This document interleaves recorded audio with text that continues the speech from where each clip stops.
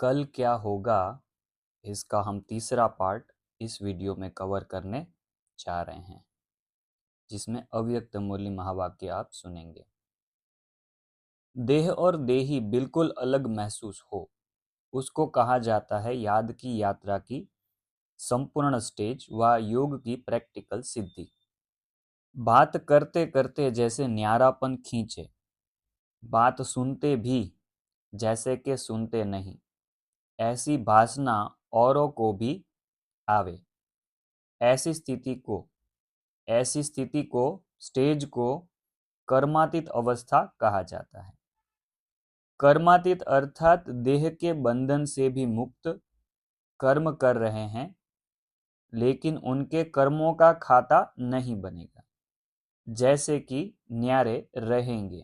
यह अंत समय की स्थितियों का यह विस्तार से बताया है। कोई अटैचमेंट नहीं होगी। कर्म करने वाला अलग और कर्म अलग, ऐसे अनुभव दिन प्रतिदिन होता जाएगा। इस बुक का टाइटल ही है कल क्या होगा, इसलिए आगे चल के क्या क्या चीजें होने वाली है, कैसे कैसे अनुभव होने वाले हैं, उसका भी इसमें वर्णन बताया है। इस संगम समय पर ही अनेक जन्मों का संबंध जोड़ना है। स्टेज है संबंध जोड़ने का साधन। जैसे कपड़े सिलाई करने का साधन धागा होता है, वैसे ही भविष्य संबंध जोड़ने का साधन है स्नेह रूपी धागा। जैसे यहां जोड़ेंगे वैसे वहां जुटा हुआ मिलेगा। अभी इसमें बहुत गुह्य राज है कि इस संगम समय पे हम ब्राह्मण परिवार के साथ, सेवा के साथ, ब्रह्मा के साथ, शिव बाबा के साथ जैसा संबंध जोड़ेंगे, एक दूसरे के साथ जोड़ेंगे, तो जैसा यहां जोड़ेंगे वैसा वहां जुटा मिलेगा। जोड़ने का समय और स्थान यह है मतलब संगम युग है। ईश्वरीय स्नेह भी तब जुड़ सकता है जब अनेक साथ स्नेह समाप्त हो जाता है। देखो इसमें भी बहुत बड़ा गुह्य राज है कि ईश्वर के साथ स्नेह कब जुड़ेगा, जब अनेक साथ स्नेह समाप्त हो जाता है। 26 जनवरी 1970 के अव्यक्त मूल्य महावाक्य हैं। मूल वतन जाने के पहले सूक्ष्म वतन जाएंगे। यह भी भविष्य की बात है कि आगे चलकर क्या होगा। मूल वतन जाने के पहले हम क्या करेंगे, पहले सूक्ष्म वतन जाएंगे। वहां सभी को आकार मिलना है। आकार मिलना है मतलब सूक्ष्म शरीर में सब आएंगे। फिर अपने घर चलकर अपने राज्य में आएंगे। घर जाएंगे सब आत्माएं, आकार को भी छोड़ देंगे, घर जाएंगे, फिर राज्य में आएंगे। यह भी वही मुरली से है, 26 जनवरी 1970। अपने संकल्पों पर मजबूत पहरा होने से पांडव भवन एक जादू का घर हो जाएगा। ठीक है, संकल्पों पर मजबूत पहरा होने से यह होगा, पांडव भवन एक जादू का घर हो जाएगा। जो कैसी भी आत्मा आसुरी संस्कारों और व्यर्थ संकल्पों से मुक्त हो जाए। अभी भी हम अनुभव करते हैं कि पांडव भवन में जाके हमारे सब संकल्प शांत हो जाते हैं और हम योग युक्त अवस्था में चले जाते हैं। ऐसे निर्विकल्प बनाने का जादू का घर हो जाएगा पांडव भवन। एक दो से सुनते ही लोग दौड़ेंगे। एक एक चैतन्य मूर्ति के समान दर्शन मूर्त हो जाएंगे। एक एक रत्न का दर्शन करने के लिए दूर दूर से प्यासी आत्माएं आएंगी। क्या बताया, दूर दूर से प्यासी आत्माएं एक एक रत्न का दर्शन करने के लिए आएंगी।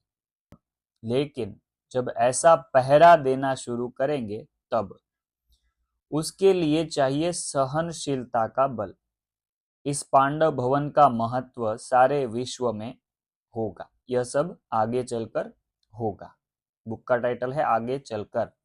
तो आगे चलकर के बारे में जो जो बातें आएंगी वह आगे चलकर सिद्ध होंगी, यह बाबा ने बताया हुआ है पहले से। सभी से बुद्धि योग हटाकर अंत में एक की याद में रहने के और जो पुरुषार्थी हैं, ऐसे हिम्मतवान बच्चों को कुछ मदद मिल जाती है। उसमें मदद के कारण सहज हो जाता है। स्कॉलरशिप मिलेगी व नहीं, वह फिर है अंत तक हिम्मत रखने पर। अंत में स्कॉलरशिप किसको मिलेगी किसको नहीं, वह हिम्मत रखने के ऊपर सब निर्भर करेगा।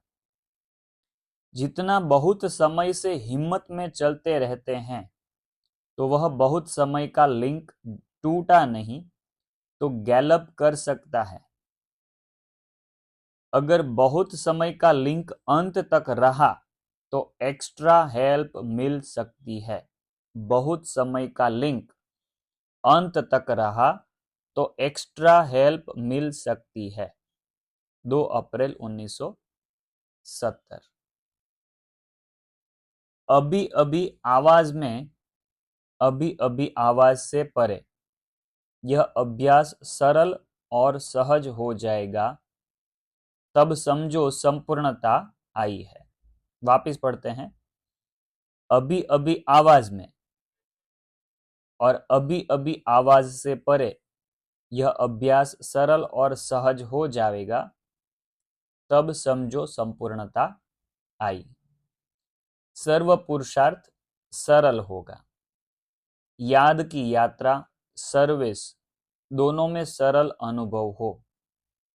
बाप दादा ऐसा मास्टर सर्वशक्तिवान बनाने की पढ़ाई पढ़ा रहे हैं जो किसके भी सूरत में उसकी स्थिति और संकल्प स्पष्ट समझ सकेंगे। किसी के भी सूरत में उनकी स्थिति और संकल्प स्पष्ट समझ सकेंगे। यह सब आगे चलकर होगा। जब ऐसी स्थिति होती जाएगी तब अंतिम स्वरूप और भविष्य स्वरूप आप सभी की सूरत से सभी को स्पष्ट देखने में आवेगा। क्या क्या देखेंगे भविष्य में? भविष्य का स्वरूप क्या देखेंगे लोग? जब ऐसी स्थिति हो जाएगी तब अंतिम स्वरूप और भविष्य स्वरूप आप सभी की सूरत से सभी को स्पष्ट देखने में आवेगा। जब तक साक्षात साकार रूप न बने हैं तब तक साक्षात्कार नहीं हो सकता। जैसे ब्रह्मा बाबा बने वैसे हम अगर नहीं बनेंगे तो तब तक साक्षात्कार नहीं हो सकता। क्या वाक्य है? जब तक साक्षात साकार रूप न बने हैं तब तक साक्षात्कार नहीं हो सकता।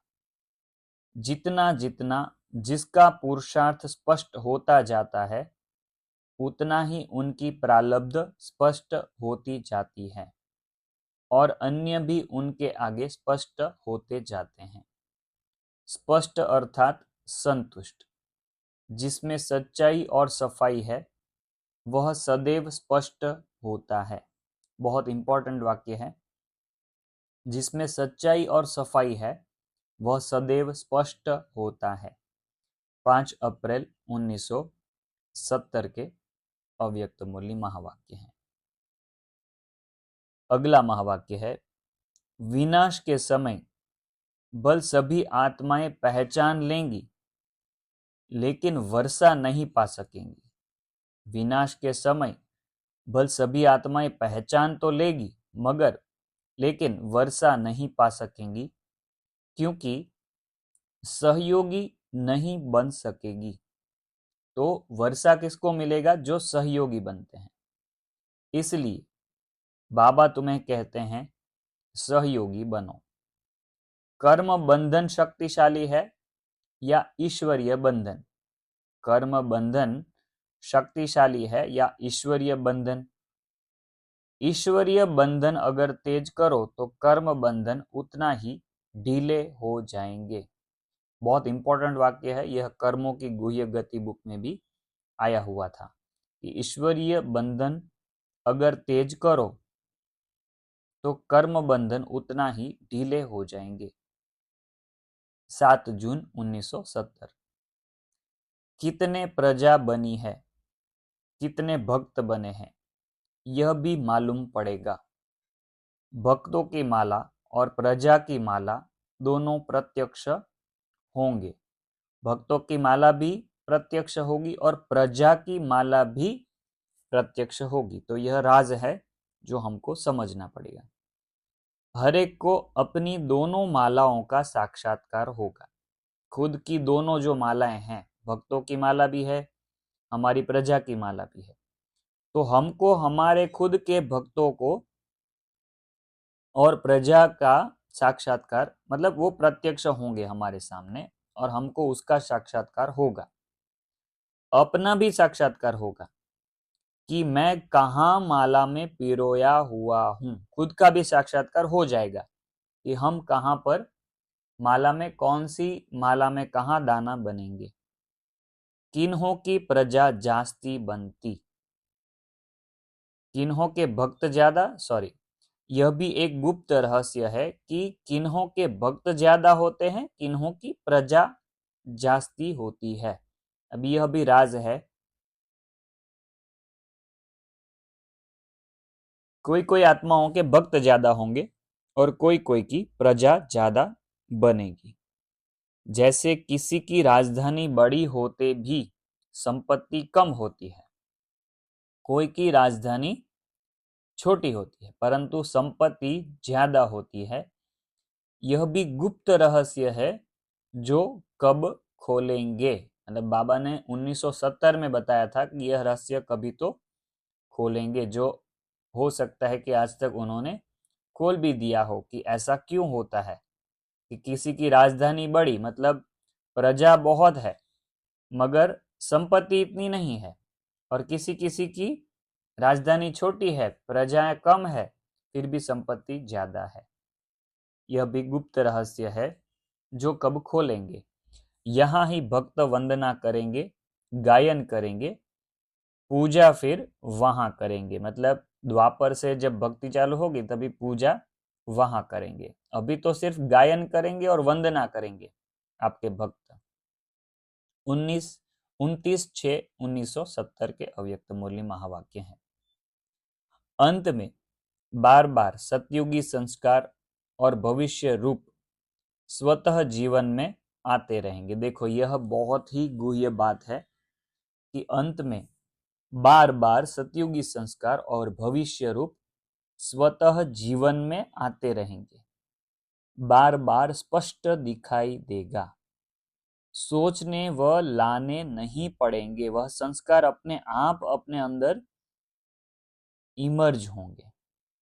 कल्प पहले यह किया, पीछे यह शब्द बदलकर इस कल्प की बात हो जाएगी कि यही कल्प में यह होगा। तो मतलब 5000 का जो चक्र है वो शुरू हो जाएगा वहां से।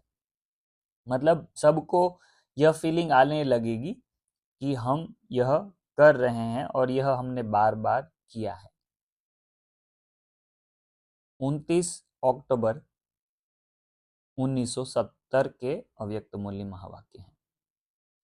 एक एक सेकंड इस सर्वोत्तम व पुरुषोत्तम संगम युग का ड्रामा रूपी कैमरे में आप सभी का फोटो निकलता जाता है।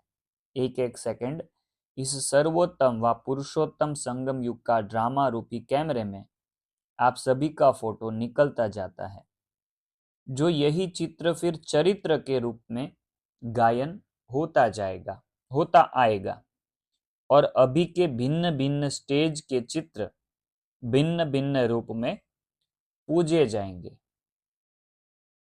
तो अभी के चित्र निकल रहे हैं, वही फिर पूजा होगी। 5 नवंबर 1970। अगला महावाक्य है, जब कोई मधुबन में आते हैं तो निमित्त बनी हुई बहनों से अपना सर्टिफिकेट ले जावे। यह सभी सर्टिफिकेट धर्मराजपुरी में काम आएंगे, क्योंकि ट्रिब्यूनल में भी यही महारथी बैठते हैं। मधुबन में जो महारथी हैं वही ट्रिब्यूनल में बैठते हैं, तो उनसे ही सर्टिफिकेट लेके जाना है। 22 जनवरी 1971। अगला महावाक्य है, कहते हैं ना क्राइस्ट भी अभी बेगर रूप में है। मतलब उनकी भी अवस्था अभी ऐसी होगी कि वह बहुत धनवान नहीं होंगे। क्रिश्चियन कम्युनिटी में भी क्राइस्ट की आत्मा जो होगी वो धनवान रूप में अभी नहीं होगी। तो धर्म पिताएं भी आप लोगों के सामने बैगर रूप में आएंगे। बैगर रूप में आएंगे मतलब खाली होकर आएंगे, ऐसे नहीं कि कुछ भीख मांगेंगे। वह आत्मा खाली होकर आएगी और हमारे सामने आएगी। आप लोगों के भी अंतिम संपूर्ण स्टेज के समय अविनाशी संस्कारों से उन्हों को भी ऐसी शिक्षा व संदेश देते हो जो उनके संस्कार अविनाशी बन जाते हैं। इसी संदेश के पावरफुल संस्कारों से धर्म स्थापना के निमित्त बनेंगे। तो अंत में संदेश लेने आएंगे, अंजलि लेंगे और वह पावरफुल संस्कार लेके जाएंगे और वह आत्मा धर्म स्थापना के निमित्त बनेंगे। 15 अप्रैल 1971 से यह महावाक्य है। आगे चलकर त्रिकालदर्शी का गुण प्रत्यक्ष हो जाएगा। आगे चलकर त्रिकालदर्शी का गुण प्रत्यक्ष हो जाएगा, जो अपनी भी तीनों कालों की प्रारब्ध को स्पष्ट देख सकेंगे। यह नोट करने लायक बात है कि अपनी भी तीनों कालों की प्रारब्ध को स्पष्ट देख सकेंगे। दिव्य दृष्टि से नहीं, प्रत्यक्ष साक्षात्कार करेंगे। दिव्य दृष्टि भी नहीं, प्रत्यक्ष साक्षात्कार। आपके वारिस जो रॉयल फैमिलीज की प्रजा है और भक्त तीनों ही प्रत्यक्ष होते जाएंगे। आपके वारिस भी, मतलब आपके पीछे आपका वर्षा कौन लेने वाले होंगे, वो भी आपके सामने प्रत्यक्ष होंगे। प्रजा भी आपको स्पष्ट दिखाई देगी और भक्त तीनों ही प्रत्यक्ष होते जाएंगे। अगला महावाक्य है, अब लाइट में तपस्या द्वारा अपने विकर्मों और हर आत्मा के तमोगुणी और प्रकृति के तमोगुणी संस्कारों को भस्म करने का कर्तव्य चलना है। वापस पढ़ते हैं। अब लाइट में तपस्या द्वारा अपने विकर्मों का और हर आत्मा के तमोगुणी और प्रकृति के तमोगुणी संस्कारों को भस्म करने का कर्तव्य चलना है। आगे जाके यह कर्तव्य भी हमको करना है। आदि का पाठ अंत में फिर से गुह्य और गोपनीय रूप से रिपीट होना है। अभी यह बहुत बड़ा राज है कि आदि में जो जो पाठ चला वह अंत में फिर से गुह्य और गोपनीय रूप से, अभी यह बहुत नोट करने लायक बात है कि बाबा ने ऐसा कहा कि गुह्य और गोपनीय रूप से रिपीट होना है। तो यह विचार सागर मंथन करने लायक बात है कि ऐसा तो क्या गुह्य और गोपनीय होगा कि जिस रूप में आदि का पाठ रिपीट होगा। दिन प्रतिदिन सूक्ष्म सज्जाओं के साथ स्थूल सज्जाएं भी मिलती रहती है। ठीक है, यह बात धर्मराज बुक में भी आई थी। दिन प्रतिदिन सूक्ष्म सज्जाओं के साथ स्थूल सज्जाएं भी मिलती रहती है, आगे और ज्यादा मिलती जाएंगी। जो जो गलतियां होगी उसकी सजा यहीं पर मिलती जाएगी। स्थूल सजा अर्थात अपने दैवी परिवार के स्नेह संबंध और जो वर्तमान समय की संपत्ति का खजाना है उनसे वंचित होना पड़े। ठीक है, स्थूल सजा क्या मिलेगी? अपने दैवी परिवार के स्नेह संबंध और जो वर्तमान समय की संपत्ति का खजाना है उनसे वंचित होना पड़े।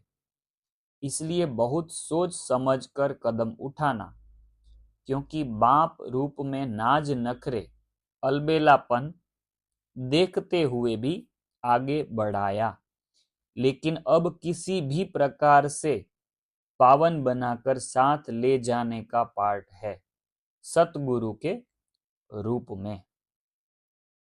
3 मई 1972 के अव्यक्त मूल्य महावाक्य हैं। अब छोटी सी गलती भी बड़ी गिनी जाएगी। आगे चलकर क्या होगा उसमें आगे यह सुनिए कि अब छोटी गलती भी बड़ी गिनी जाएगी। एक छोटी सी गलती बहुत समय के लिए अपनी प्राप्ति से वंचित कर देती है। स्वच्छ वस्तु पर छोटा दाग भी बड़ा लगता है।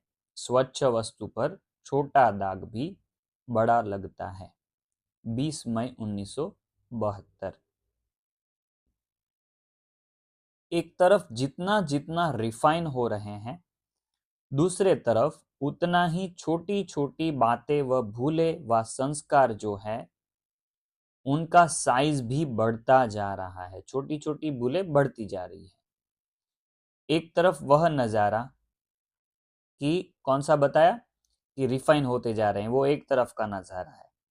दूसरे तरफ रिफाइन होने का नज़ारा है, मतलब एक तरफ रिफाइन होने का नज़ारा, एक तरफ यह जो भूलें हैं वो बढ़ती जा रही हैं, तो उसका नज़ारा भी देखते हैं। दोनों का फोर्स है। गुप्त अब प्रख्यात हो रहा है। ठीक है, बाबा भी धीरे धीरे प्रख्यात हो जाएंगे पूरे विश्व में। तो यहाँ पर बाबा ने इशारा दिया हुआ है कि गुप्त अब प्रख्यात हो रहा है, क्योंकि अब माला के मणके नंबरवार प्रख्यात होने वाले हैं। तो जब दोनों बातें प्रत्यक्ष हो, उसी अनुसार ही तो नंबर बनेंगे। माला हाथ से नहीं पिरोनी है, चलन से ही स्वयं अपना नंबर ले लेते हैं। अभी नंबर फिक्स होने का समय आ रहा है, इसलिए दोनों बातें स्पष्ट दिखाई दे रही है और दोनों को देखते हुए साक्षी हो हर्षित रहना है। 12 जून 1972 के अव्यक्त मूल्य महावाक्य हैं। आपकी बुद्धि की कला, अलौकिक कर्म की कला देखने के लिए सारे विश्व की आत्माएं इच्छुक बनकर आएंगी। क्या देखने के लिए आएंगी? आपकी बुद्धि की कला, अलौकिक कर्म की कला देखने के लिए सारे विश्व की आत्माएं इच्छुक बनकर आएंगी। तो क्या अब यह कला नहीं दिखाएंगे? जैसे वह लोग शरीर के कोई भी अंग को जैसे चाहे, जहां चाहे, जितना समय चाहे कर सकते हैं। यही तो कला है। जो कलाबाजी दिखाते हैं, जिम्नास्टिक करते हैं या सर्कस में भी करते हैं, तो उसके लिए बाबा उदाहरण देते हैं कि जैसे वह लोग शरीर के कोई भी अंग को जैसे चाहे, जहां चाहे, जितना समय चाहे, जो चाहे कर सकते हैं, तो यह कला है। तो आप सभी भी बुद्धि को जब चाहो, जितना समय चाहो, जहां स्थित करना चाहो, वहां स्थित नहीं कर सकते हो। बाबा बहुत अच्छी और सूक्ष्म बात यह बता रहे हैं कि बुद्धि को जब चाहो, जितना समय चाहो, जहां स्थित करना चाहो, वहां स्थित नहीं कर सकते हो। वह है शरीर की बाजी, यह है बुद्धि की। जिसको यह कला, देही अभिमानी बनने की कला आ जाती है, वही 16 कला संपन्न बनते हैं। ठीक है, यह बुद्धि की कला जिसको आएगी वही 16 कला संपन्न बनते हैं। तो हम सभी का लक्ष्य यही है कि हमको 16 कला संपन्न बनना है। तो यह बुद्धि के बारे में जो बाबा ने बताया वह बहुत ध्यान से नोट करिएगा कि जब चाहो, जितना समय चाहो, जहां स्थित करना चाहो, वहां स्थित कर सको। इसी कला से ही अन्य सर्व कलाएं स्वतः ही आ जाती हैं। देखो, ये भी वाक्य नोट करने लायक है कि बुद्धि को अगर कंट्रोल में लाया, तो बाबा ने कहा इसी कला से ही अन्य सर्व कलाएं स्वतः ही आ जाती है। तो हमको एक ही काम करना है, बुद्धि योग का अभ्यास भी करना है, करते रहना है कि बुद्धि जहां चाहे, जितना समय चाहे, उतना समय रख पाए। 12 नवंबर 1972 की यह अव्यक्त मूल्य के महावाक्य हैं। अपने अंतिम स्वरूप का साक्षात्कार होता रहता है। अपना अंतिम स्वरूप का कौन सा साक्षात्कार करना है? क्योंकि जितना जितना नजदीक आते जाते हैं, उतना ऐसे अनुभव होगा जैसे कोई सन्मुख वस्तु दिखाई दे रही है। सतयुग के जितना जितना नजदीक जाएंगे, उतना ऐसे अनुभव होगा जैसे कोई सन्मुख वस्तु दिखाई दे रही है। ऐसे ही अनुभव होगा कि अभी अभी यह बनेंगे। ठीक है, क्या अनुभव होंगे? ऐसे अनुभव होंगे कि अभी अभी यह बनेंगे, मतलब लक्ष्मी नारायण जैसा, देवी देवताओं जैसा अब हम बनेंगे। जैसे वृद्ध हूं, अभी अभी जाकर बच्चा बनूंगा। सतयुग में भी ऐसी मेमोरीज हमको रहेगी और अंत समय में ऐसे संकल्प आएंगे, अभी यह शरीर वृद्ध हो चुका है, अभी हम जाकर बच्चा बनेंगे। ऐसे ही अपने अंतिम स्वरूप की स्मृति नहीं, लेकिन सन्मुख स्पष्ट रूप से साक्षात्कार होता है। अब यह हूं, फिर यह बनेंगे। विनाश के समय पेपर में पास होना है तो सर्व परिस्थितियों का सामना करने के लिए लाइट हाउस होना पड़े। चलते फिरते अपना यह रूप अनुभव होना चाहिए। यह प्रैक्टिस करनी है। शरीर बिल्कुल भूल जाए। अगर कोई काम भी करना है, चलना है, बात करनी है, वह भी निमित्त आकारी लाइट का रूप धारण करना है। जैसे इंजेक्शन लगाकर दर्द को खत्म कर देते हैं, हठयोगी तो शरीर से न्यारा करने का अभ्यास करते हैं, ऐसे ही यह स्मृति स्वरूप का इंजेक्शन लगाकर और देह की स्मृति से गायब हो जाएं। स्मृति स्वरूप का इंजेक्शन लगाकर और देह की स्मृति से गायब हो जाएं। स्वयं भी अपने को लाइट रूप अनुभव करो तो दूसरे भी वही अनुभव करेंगे। अंतिम सर्विस, अंतिम स्वरूप यही है। कौन सा स्वरूप बताया? अपने को लाइट रूप अनुभव करो तो दूसरे भी वही अनुभव करेंगे। यह है अंतिम सर्विस, अंतिम स्वरूप। जैसे इंजेक्शन के नशे में बोलते हैं, हिलते हैं, सभी कुछ करते, स्मृति नहीं रहती है। कर रहे हैं, यह स्मृति नहीं रहनी है। देखो, यह बहुत ही डीप अवस्था है जिसको आप ध्यान से सुनेंगे कि आगे जाके ऐसे अनुभव होंगे कि हम कर्म कर रहे हैं मगर यह स्मृति नहीं रहनी है। स्वतः ही होता रहता है, कर्म भी स्वतः होता रहता है। वैसे कर्म भोग व कर्म किसी भी प्रकार का चलाना रहेगा, लेकिन स्मृति नहीं रहेगी। बहुत गुह्य बातें आ रही है कि कर्म भोग व कर्म किसी भी प्रकार का चलाना रहेगा, लेकिन स्मृति नहीं रहेगी। कर्म चलता रहेगा, कर्म भोग भी चलता रहेगा, मगर स्मृति उसकी नहीं होगी। वह अपनी तरफ आकर्षित नहीं करेगा। ठीक है, कर्म भोग भी आकर्षित नहीं करेगा, ऐसा बाबा ने यहां पर बताया है। ऐसी स्टेज को ही अंतिम स्टेज कहा जाता है। इस स्टेज को बाबा ने क्या कहा? अंतिम स्टेज। सामने कोई कारण आवे भी तो उसी घड़ी उसको निवारण के रूप में परिवर्तन करना है। कारण तो आएंगे, ऐसा बाबा ने पहले से बता दिया है, इसलिए बाबा ये भी हिंट दे रहे हैं कि उसको निवारण के रूप में परिवर्तन करना है। उसी समय फौरन त्रिकालदर्शी बन कल्प कल्प इस कारण का निवारण किया था, वह स्पष्ट स्मृति में आने से कारण को निवारण में बदली कर देंगे। उसी समय फौरन त्रिकालदर्शी बन कल्प कल्प इस कारण का निवारण किया था, वह स्पष्ट स्मृति में आने से कारण को निवारण में बदली कर देंगे। सोचेंगे नहीं कि यह करना चाहिए व नहीं, यह ठीक होगा या नहीं, यह कैसे होगा, ऐसी भाषा खत्म हो जाएगी। 22 नवंबर 1972 के अव्यक्त मुरली है। देखो, आगे का वाक्य है वो बहुत ही इंपॉर्टेंट होने वाला है। अब समय समीपता की घंटियां बजा रहा है। आप लोग भी जोर शोर से बाप के परिचय का प्रत्यक्ष सबूत दिखाने का पुरुषार्थ करो। जो पालना ली है उस पालना का फल दिखाओ। वापस पढ़ते हैं, 24/12/1972 की यह महावाक्य वापस पढ़ रहे हैं।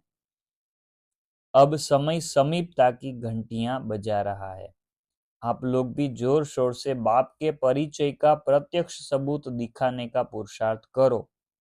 जो पालना ली है उस पालना का प्रत्यक्ष फल दिखाओ। अभी आगे का पार्ट वो नेक्स्ट पार्ट में हम कवर करेंगे। यह सीरीज आपको कैसी लग रही है वो आप जरूर बताएं, कमेंट करें। वीडियो अच्छा लगा हो तो लाइक करें, और आपने अगर अभी तक चैनल को सब्सक्राइब नहीं किया है तो सब्सक्राइब बटन क्लिक करके इस चैनल के वीडियोस को और ब्राह्मण आत्माओं को भेजने में और रीच करने में आप हमें मदद कर सकते हैं, लाइक और कमेंट करके। और आपके ग्रुप्स में, बीके ग्रुप्स में शेयर भी कर सकते हैं। ओम शांति।